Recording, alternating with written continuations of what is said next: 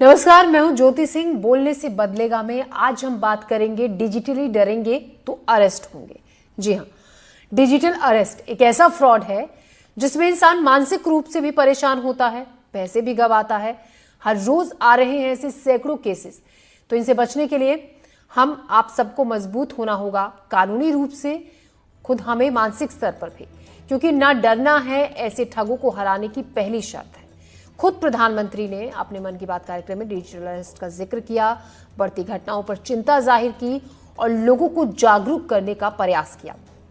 तो हम सब मिलकर पुरजोर तरीके से इससे मुकाबले की तैयारी करते हैं, लेकिन ये कैसे हो, आज हम इसी पर बातचीत करेंगे। कुछ एक्सपर्ट्स भी हमारे साथ होंगे जिनसे आपको कोई सवाल है तो उनसे पूछ सकते हैं। नंबर हमारा है 8178999182। लगातार फोन नंबर हम टेलीविजन स्क्रीन पर भी फ्लैश कर रहे हैं। उससे पहले हम आपको ले चलते हैं भोपाल, जहां कुछ लोगों से डिजिटल अरेस्ट पर हमने बातचीत की। क्या कहना है लोगों का, क्या प्रतिक्रिया मिली, आइए देखते हैं।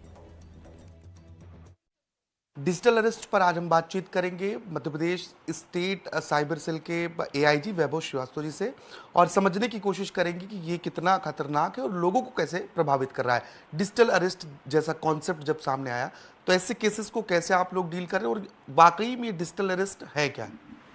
देखिए, सबसे पहले तो मैं बताना चाहूँगा कि कानून में किसी भी प्रकार के डिजिटल अरेस्ट का कोई प्रावधान नहीं है।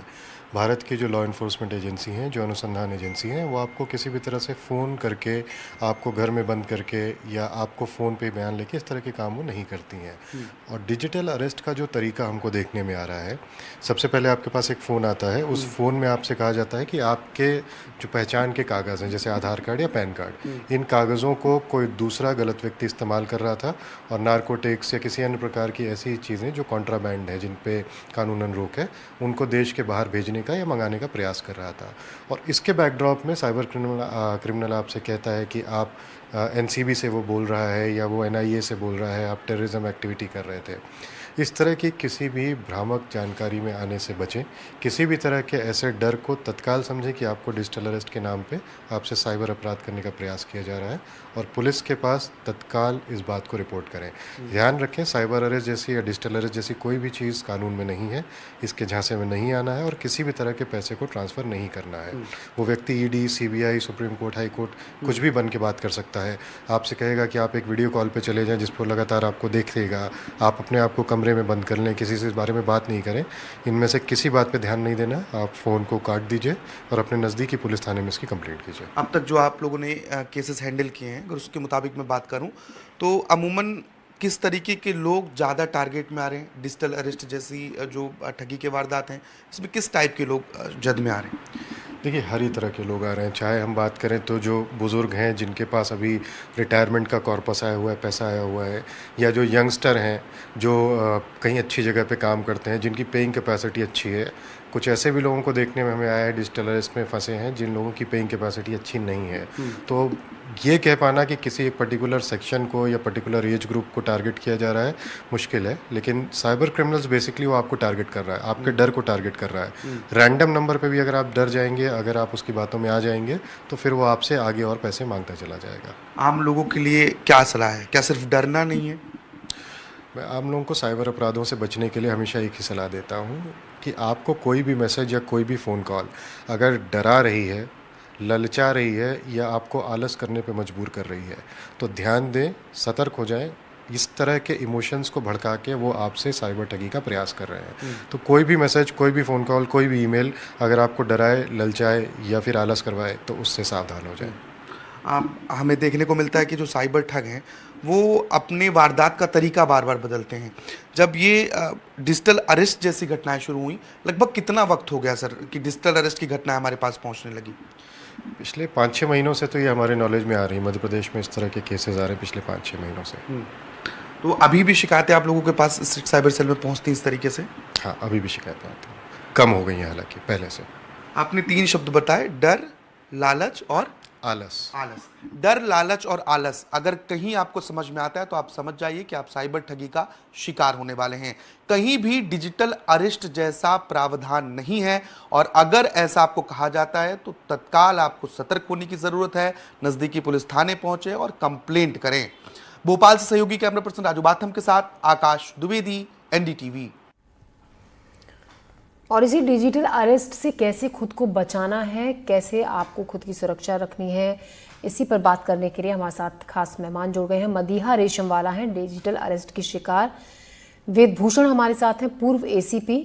राकेश जैन हमारे साथ हैं, साइबर एक्सपर्ट। राशि भारद्वाज हमारे साथ हैं, साइकोलॉजिस्ट। आप सभी का स्वागत है, हमसे जुड़ने के लिए धन्यवाद। पहला सवाल राकेश जैन आपसे, डिजिटल अरेस्ट अभी भी राकेश ये शब्द ऐसा है कि बहुत लोग को इसकी जानकारी नहीं है कि क्या है डिजिटल अरेस्ट, कैसे इसमें लोग फंसते हैं, कैसे आपको पता भी नहीं चलता है कि आप इसमें फंसते चले जाते हैं और ठगी का शिकार हो जाते हैं। आप एक बार समझाएं हमें कि किस तरीके से इसमें एक शख्स को अपने बिल्कुल कंट्रोल में किया जाता है और उसको ठग लिया जाता है। जी ज्योति जी, जैसा अभी मिस्टर वैभव ने बताया कि किसी भी तरह के साइबर अपराध यदि घटित होते हैं, उसके पीछे 2-3 तरह के आपकी जो मनोविज्ञान होता है जी। या तो किसी तरह का डर या लालच या अज्ञानता।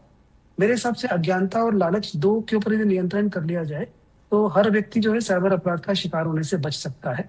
किसी भी तरह का साइबर अपराध हो, चाहे वो एडवाइजरी कंपनी या किसी तरह से लालच में बहुत ज्यादा पैसा कमाने का हो या किसी तरह के हैकिंग का भी हो। बट जहां तक सवाल डिजिटल अरेस्ट जैसे नाम का है, क्योंकि जैसा भी हमारी चर्चा भी हुई कि डिजिटल अरेस्ट जैसा कोई कानूनी प्रावधान है ही नहीं, पर इस अपराध को जो डिजिटल अरेस्ट नाम दिया गया है, इसमें एक सबसे पहले एक विश्वास अर्जित किया जाता है। एक यूनिफॉर्म सर्विस का एक एनवायरनमेंट क्रिएट करते हैं जिसके ऊपर एक आम आदमी का विश्वास हो जाता है, चाहे वो मुंबई पुलिस हो, किसी शहर की पुलिस हो या सीबीआई हो या एनआईए हो या किसी तरह का नारकोटिक्स डिपार्टमेंट हो, क्योंकि एक आम आदमी का विश्वास यूनिफॉर्म सर्विसेज के ऊपर तुरंत आ जाता है। उस विश्वास के बाद में फिर एक डर का माहौल क्रिएट किया जाता है, जहां पर कि उसके नजदीकी परिजन के ऊपर किसी तरह का ऐसा जाहिर किया जाता है कि वो मुसीबत में है या फिर उनके अगेंस्ट में ऐसी एक्शन हो जाएगी और वो लंबे समय तक जेल में चले जाएंगे, इन तमाम तरह की चीजें। और उस दबाव के बाद में, उस डर के बाद में फिर ये दबाव बनाया जाता है कि वो कुछ पैसे दे दें या बैंक अकाउंट दे दें। तो सीक्वेंस कुछ इस तरह की है कि पहले विश्वास अर्जित किया जाता है, फिर डर का माहौल बनाया जाता है और फिर उस डर के माहौल में आपको बिल्कुल कम समय देते हुए जो भी उस व्यक्ति जो विक्टिम है उससे उस समय पैसा या अकाउंट डिटेल्स या कुछ ले ली जाती है। जी। मदीहा हमारे साथ हैं, रेशमवाला, मदीहा रेशमवाला, जो कि डिजिटल अरेस्ट का शिकार हो चुकी हैं। मदीहा, हम कितना अपने आसपास हमेशा सुनते हैं, पढ़ते हैं, देखते हैं खबरों में, हम हर चीज़ की हमें जानकारी होती है कि हमें अपनी पर्सनल इन्फॉर्मेशन नहीं देनी है, डिटेल नहीं देनी है, हमें अलर्ट रहना है। उसके बावजूद भी हम कैसे आखिर किसी की बात में आकर ठगी का शिकार हो जाते हैं। आप समझाएं हमें कि कैसा कॉल आपको आया था, किस तरीके से आपके साथ फोन पर ये ठगी हुई। मदीहा के पास मैं लौटूंगी। मदीहा रेशमवाला हमसे जुड़ेंगी, जो कि एक बार साइबर फ्रॉड का शिकार हो चुकी हैं। राशि भारद्वाज भी हमारे साथ हैं। राशि, आप साइकोलॉजिस्ट हैं, मैं आपसे ये समझना चाहूँगी कि देखिए, वही मैं अभी जो मदीहा से सवाल पूछ रही थी, हमें सब कुछ पता होता है, पूरी जानकारी होती है, रोज़ाना खबरों में पढ़ते हैं, सुनते हैं, देखते हैं। कहा जाता है कि कई बार कम पढ़े लिखे लोग ऐसी घटनाओं का शिकार होते हैं, लेकिन क्या वो किस तरीके से हमारे माइंड को कंट्रोल कर लेता है सामने वाला शख्स फोन पर कि हमें कुछ समझ में ही नहीं आता है। हम इस तरीके से बेवकूफ़ बनते चले जाते हैं और अपनी पूरा बैंक अकाउंट खाली करवा लेते हैं।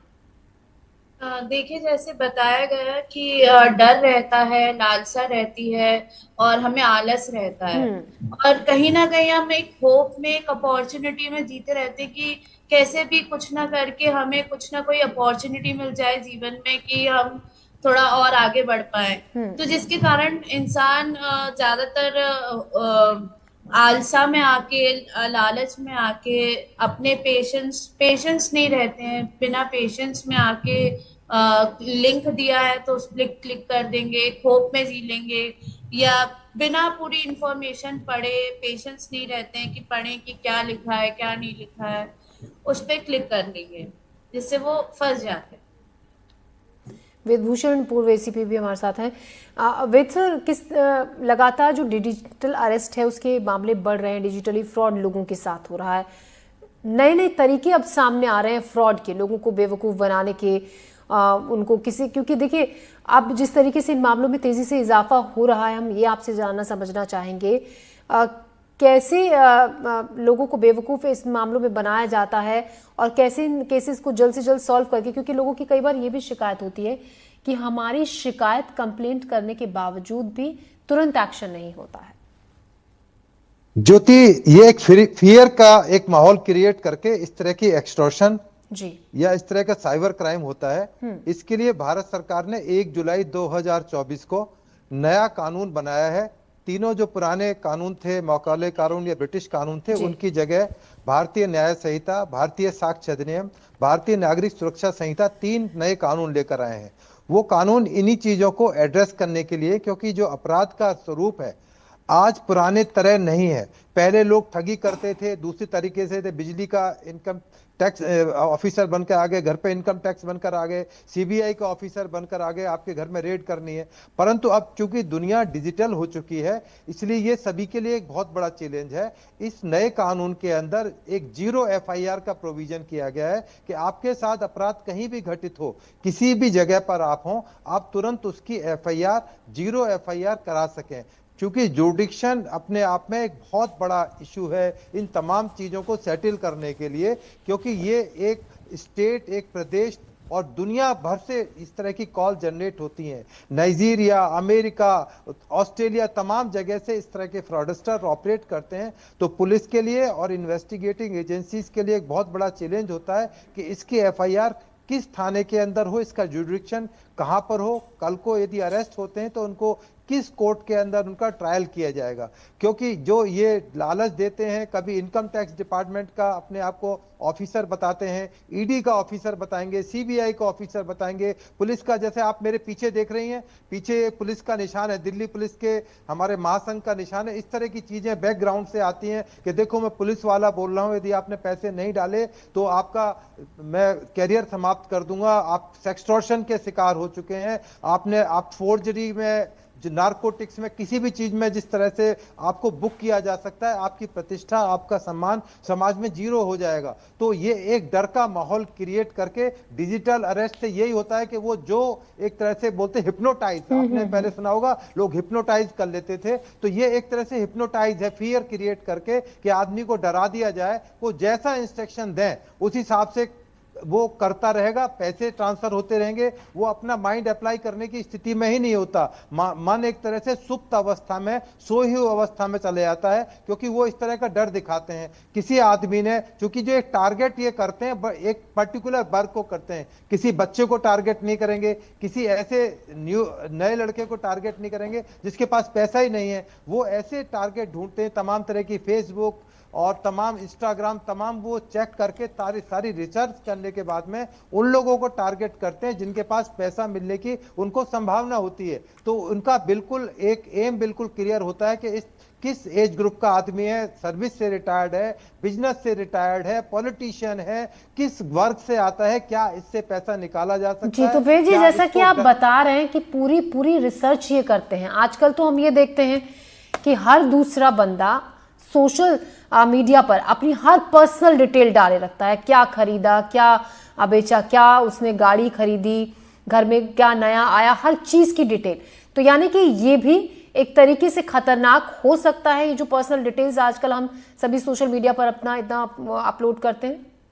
ज्योति, उसके अलावा रास्ता नहीं है। आप अभी ट्रैवल कर रही हैं अमेरिका में, अपने रिलेटिव्स को, अपने फ्रेंड्स को दिखाने के लिए कि मैं अमेरिका में हूँ, अपनी फेसबुक पर अपनी फोटो डालती हैं। तो जो इस तरह के चीटर्स होते हैं, निगाह रखते हैं कि ये आदमी इंटरनेशनली घूमते रहते हैं, फिरते रहते हैं, या इनके कॉन्टेक्ट्स किस तरह से हैं। क्या आप राजनेताओं के बीच में अपनी फोटो खिंचा रहे हैं, क्या बड़े बिजनेस टाइकून्स के साथ में आप पार्टीज के अंदर इन्वॉल्व हैं, तो टारगेट कर लेते हैं कि ये आदमी बिल्कुल मुफीद है, इसकी एज भी ज्यादा है, इसको डराया धमकाया जा सकता है, ये अपनी मान सम्मान इज्जत के लिए कुछ भी पैसा खर्च कर सकता है। तो वो इस तरह की जो तमाम चीजें हैं, केवल इसका एक ही रास्ता है कि लोगों को अवेयर किया जाए, पैनिक में ना आए। जैसे प्रधानमंत्री जी ने कहा, रुको, सोचो और फिर एक्ट करो। क्योंकि कोई भी इस तरह की संस्थाएं हैं आपसे डायरेक्ट डील नहीं करती। कल आपको रिजर्व बैंक से फोन आ जाए, Reserve Bank man to man deal ही नहीं करता है, वो केवल बैंक के ऊपर डील करता है। इस तरह से इंश्योरेंस सेक्टर में कोई डील नहीं करता, वहां पर एक रेगुलेटरी है, RDI जिसको बोलते हैं, बोलते हैं, वो डील फील करती है। तो इस तरह से जब तक हम सब मिलकर अवेयरनेस नहीं लाएंगे, इस तरह की चीजें होती रहेंगी। बिल्कुल, और हमारा इस प्रोग्राम को करने का भी उद्देश्य यही है वेद जी कि हम लोगों को ज्यादा से ज्यादा अवेयर कर सकें। जैसा कि कल पीएम मोदी ने भी अपने मन की बात कार्यक्रम में कहा था, 3 स्टेप्स का ख्याल रखना है आपको, रुको, सोचो और फिर एक्शन लो। मदिया हमारे साथ जुड़ गई हैं। मदिया, आप ये बताइए, आप डिजिटल अरेस्ट का शिकार हो चुकी हैं, आप हमें बताइए, सब कुछ पता होने के बावजूद कैसे आप उनके जाल में फंस गई, कैसे आपको समझ में नहीं आया कि सामने वाला जो शख्स है वो फ्रॉड है? नमस्कार और मुझे बुलाने के लिए धन्यवाद। और मैं आपसे कहना चाहूंगी, as an entrepreneur, as a social worker, मैं जब इस चीज का शिकार हो सकती हूँ, तो एक आम व्यक्ति के लिए बहुत ही आसान है कि वो इस चीज का शिकार हो जाए। वैसे तो ये जब कॉल करते हैं आपको, तो आप कहीं भी एक्चुअली ऑक्यूपाइड रहते हैं, तो आपको इतना ख्याल नहीं रहता है कि आपको किस तरीके से प्रेजेंट करना है, और वो एकदम से आपके नाम से कॉल आता है और आपको बताया जाता है आपकी पूरी डिटेल्स। यदि आपने कहीं पर ऑनलाइन शॉपिंग की होगी जो कि एक ट्रस्टेड साइट नहीं है, या कहीं पर आपकी इंफॉर्मेशन आपने डिजिटली डाली होगी, जो कि अक्सर हो जाता है हमसे, और मैं से एक गलती नहीं कहूंगी, बल्कि मैं कहूंगी हम ही सोच समझकर वो फॉर्म्स और वो चीजें फिल करते हैं, अननोइंग कि इसके रिपरकशंस बाद में क्या हो सकते हैं। तो आप बता रही मदिया, कई बार क्योंकि अक्सर हम जब कभी मार्केट में कहीं शॉपिंग वॉपिंग कर रहे होते हैं, हमसे बहुत सारी डिटेल्स कई बार कोई ले लेते हैं कि कहीं आपका कोई लकी ड्रॉ निकल जाएगा, तो हमें वो डिटेल्स भरने से भी बचना चाहिए। आप जैसे ये भी कह रही हैं आप?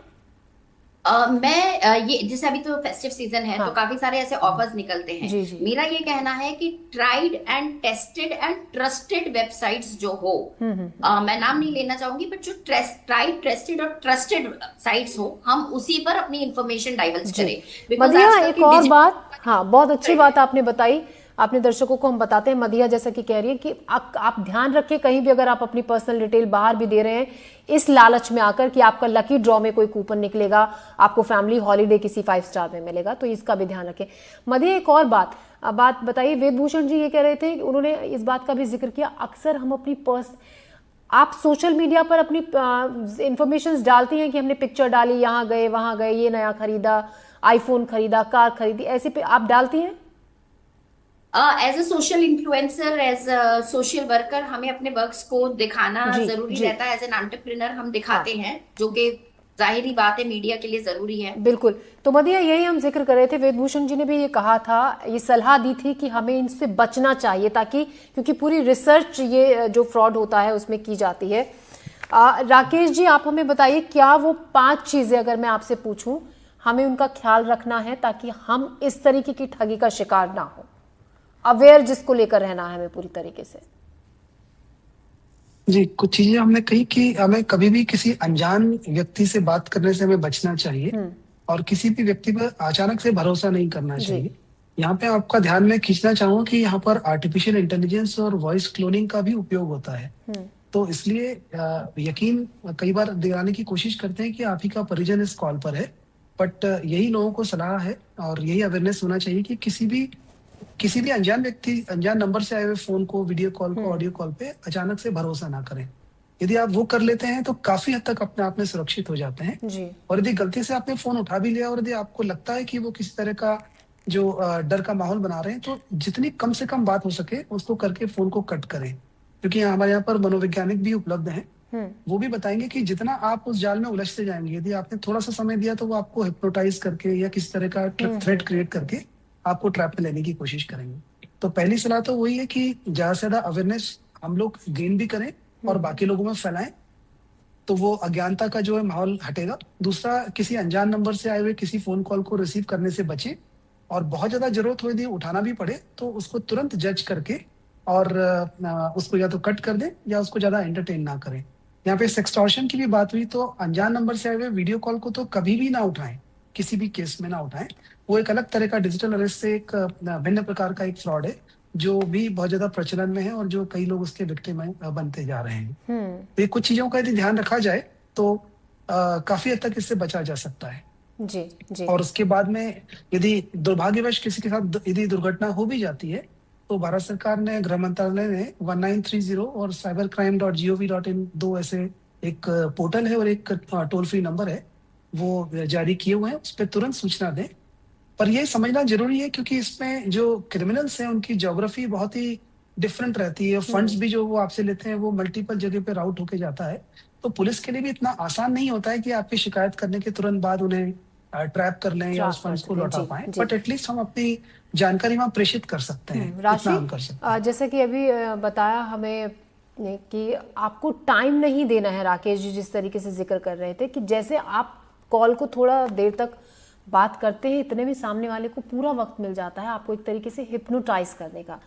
कैसे तुरंत हमें रिएक्ट करना है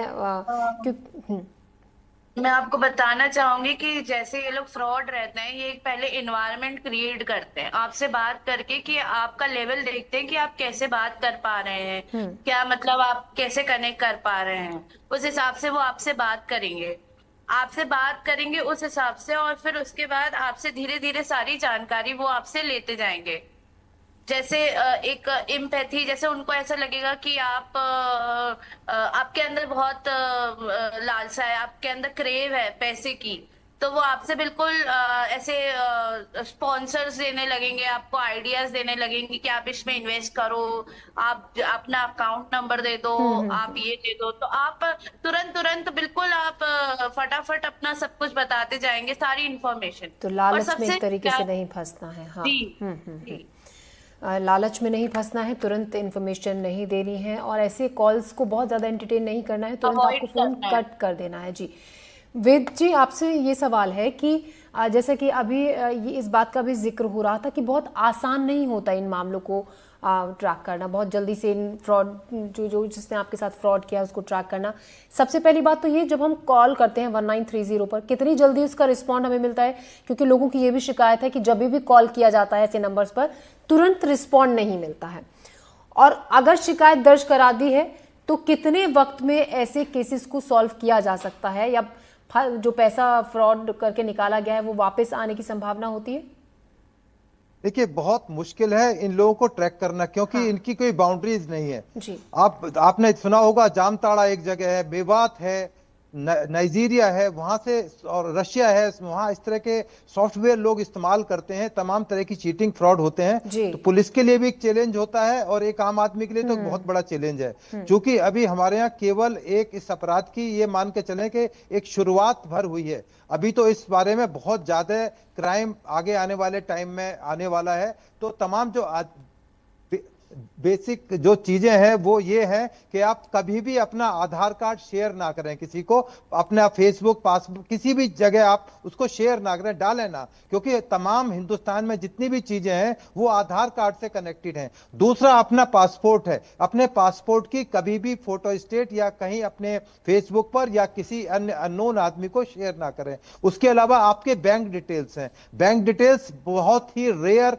स्थिति में अपने पासवर्ड तो बताएं ना, अपने फैमिली के मेंबर्स के अलावा जो बिल्कुल ट्रस्टेड है उनके अलावा अपना पासवर्ड ना बताएं। अपना एयर टिकट यदि ट्रैवल कर रहे हैं तो ना उसको शेयर करें फेसबुक में दिखाने के लिए कि मैं आज फला कंट्री में टूरिस्ट हूं, घूमने के लिए आया हुआ हूं। तो इस तरह के लोग निगाह रखते हैं इन तमाम चीजों पर, क्योंकि आधार कार्ड आने वाले टाइम में तमाम सिस्टम से लिंक हो जाएगा। तो यदि आपने अपना आधार कार्ड बिल्कुल पब्लिक डोमेन में आपको ले आए तो इस तरह के चीटर्स उसको तमाम को पढ़ेंगे, जानेंगे कि किस किस तरह से कहां अकाउंट इनके हो सकते हैं, किस तरह के प्रोफाइल के आदमी हैं, इवन बैंक डिटेल्स तक भी घुस जाएंगे। तो आने वाले टाइम में ये बहुत बड़ी सतर्कता की जरूरत है। इसके लिए पुलिस के लिए भी बहुत बड़ा चैलेंज है। साइबर चूंकि क्राइम हमारे यहाँ थाने भी हैं, 1930 भी है और तमाम डिस्ट्रिक्ट के लेवल पर है, दिल्ली में तो बल्कि स्पेशल सीपी लेवल के ऊपर बहुत बड़ा सिस्टम है, परंतु एक तरह से फ्लड आ गया है, बाढ़ आ गई है इस तरह के क्राइम की, जिनको डिटेक्ट करना और उनको प्रिवेंट करना वो एक जुडिशरी के लिए भी बहुत बड़ा चैलेंज है। जब आप उसको कोर्ट में प्रोसिक्यूट करते हैं तो अदालत में उसका ट्रायल होना भी एक डिजिटली एक उनके बारे में अवेयरनेस होना खुद जुडिशरी के लिए भी एक बहुत बड़ा चैलेंज है। केवल बचाव ही एक उसका रास्ता है और लालच बुरी बला है, लालच से दूर, लालच बुरी बला है, लालच ही नहीं करना है। राकेश जी, ऐसे मामलों में देखिए, अगर किसी ने शिकायत दर्ज करा दी, आप एक बार फिर से वो 2 प्लेटफॉर्म्स जो आप दोहरा रहे थे कि हमें तुरंत जहां पर अगर फ्रॉड हो गया है तो कहां पर शिकायत करनी है? देखिए, भारत सरकार गृह मंत्रालय ने एक तो टोल फ्री नंबर जारी किया है 1930, इस पे कोई शिकायत कर सकते हैं। किसी भी तरह के साइबर अपराध की कोई घटना होती है, या फिर एक पोर्टल है cybercrime.gov.in, ये दो तो जो है केंद्रीय सरकार द्वारा जो किया गए हैं। इसके अलावा हर राज्य के, हर शहर के पुलिस जो है, उन्होंने भी अपने अपने स्तर पर बहुत सारे इस तरह के शिकायत के प्लेटफॉर्म उपलब्ध कराए हैं। तो इन प्लेटफॉर्म्स पे अपनी जानकारी या जो भी अपराध की जानकारी दे करके, या नजदीकी पुलिस थाने में या अपने शहर की क्राइम ब्रांच में जाकर के इस तरह की शिकायतें की जा सकती है। जी। मदिया, जाते जाते आप जल्दी से बता दीजिए कि अगर आप डिजिटल अरेस्ट का शिकार हुई थी, कितनी जल्दी आपको मदद मिली थी, रिस्पॉन्ड मिला था जहां आपने शिकायत दर्ज करी थी? जब मैंने इस चीज के बारे में संपर्क किया था करीबी साइबर क्राइम डिपार्टमेंट में, मुझे तुरंत इसके बारे में सुविधा मिल गई थी और इन्होंने मेरी सहायता की थी, क्योंकि ये क्राइम्स ऑलरेडी ऐसे हजारों क्राइम दर्ज थे जिसका मैं शिकार थी, और मेरे ही एरिया के लोग इससे, और स्पेशली लेडीज। और इस बार लालच वाला मामला नहीं था। इस बार कभी कभी हम खुद जब ऑनलाइन शॉपिंग करते हैं और हमें जो पैकेट्स भी रिसीव होते हैं, तो हम उसे जब बराबर से डिस्पोज ऑफ नहीं करते विद आवर एड्रेस, तो वहां से भी लोगों को अपने एड्रेस मिल सकते हैं और लोग उससे भी हमें फ्रॉड में फंसा सकते हैं। बहुत और ऑनलाइन शॉपिंग के लिए जब हम आप बता इंफॉर्मेशन रहे डालते हैं, हैं तभी भी, क्योंकि जो हम ऑनलाइन शॉपिंग करते हैं वो पैकेट हम ऐसे ही फेंक देते हैं बिना अपना एड्रेस उससे हटाए। मदिहा, आपने बहुत अच्छी जानकारी दी, राशि जी आपने भी, और वेद सर आपने, और साथ ही हमारे साथ तमाम गेस्ट जुड़े। राकेश जैन जी, आपका भी शुक्रिया, आप हमारे साथ जुड़े, तमाम सवालों के जवाब आपने दिए। हमारे स्पेशल बुलेटिन में अभी के लिए फिलहाल इतना ही। तो इन तमाम बातों का आप ध्यान रखें, तो आप साइबर क्राइम में आप नहीं फंसेंगे, आप साइबर फ्रॉड का शिकार नहीं होंगे। आपको ध्यान रखना है, पर्सनल डिटेल्स किसी से शेयर नहीं करनी है। हमारे इस बुलेटिन में फिलहाल के लिए इतना ही। दीजिए इजाजत, नमस्कार।